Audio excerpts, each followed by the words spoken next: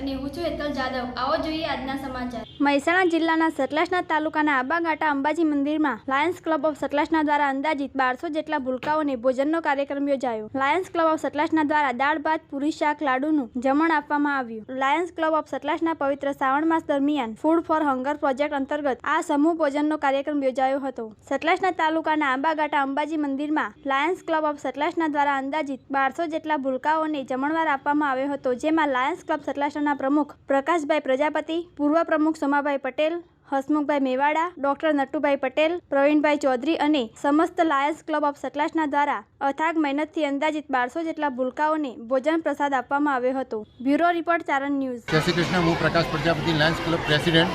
આજે બહુ સરસ શ્રાવણ મહિનાનો છેલ્લો સોમવાર અને બાળકો સાથેનું ભોજન, ભૂલકા બાળકો સાથેનું ભોજન બહુ સારી રીતે અમારું આ કાર્યક્રમ પૂર્ણ થયો અને એના બહુ જ અમારા લાયન્સ ક્લબના ટોટલ મારા સભ્યો આજે હાજર રહ્યા અને બહારથી બી અમને સહયોગ મળ્યો અને અંદરથી બી સહયોગ મળ્યો। બહુ ખુશીનો અનુભવ કરી રહ્યા।